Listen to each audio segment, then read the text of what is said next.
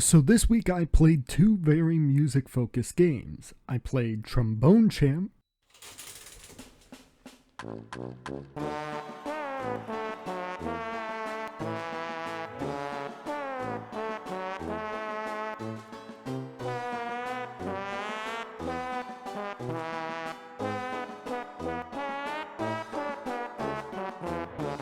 and I also played Metal Hellsinger.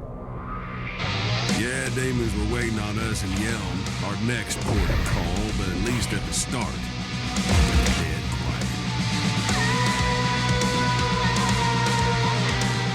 quiet. And for the sake of your time, I'll just get to the point and say I really enjoyed Metal Hellsinger. It was a great, well-rounded experience that unified some pretty solid metal and some fun gameplay, all wrapped up with a nice little story, which is really the extent of any real criticism I could levy.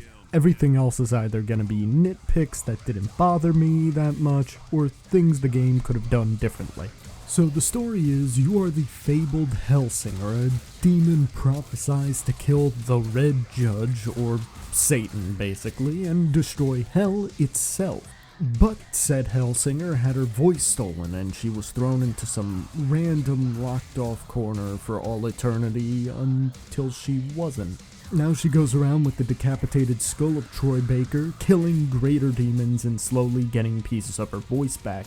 It's a clean, simple story with little to no any real going anywhere, doing anything crazy like deconstructing Ayn Rand's philosophy or talking out about the God Emperor of mankind. It's got a beginning, a middle, an end, even as a tiny climax. It's what it needs to be. It's the bare minimum.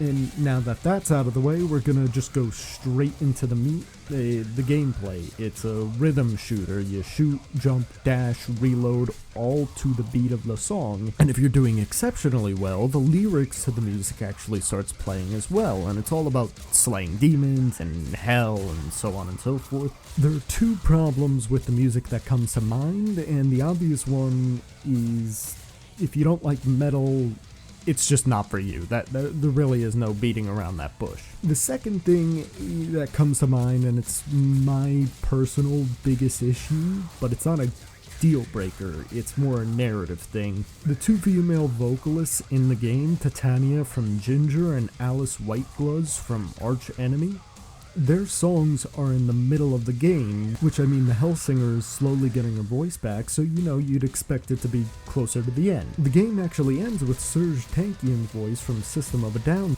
I'd have liked more feminine vocals since the Hellsinger is female presenting. It's small, but I know it's just a thematic thing that I feel like it could have been obvious. To be fair, you get a name like Serj Tankian, it's a story of save the best for last, so on and so forth. That's really the one no. I got quite absorbed in these rhythm games.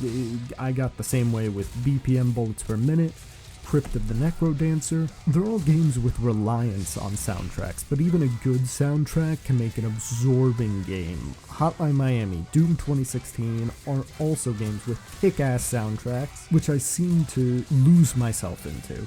A good soundtrack is like a burger. You can either keep it simple and have it satisfying, or if you put a lot of love and care, you can end up with some real special. And to anyone who enjoys metal and games, play this. It's probably a must-have since it mixes the two pretty well.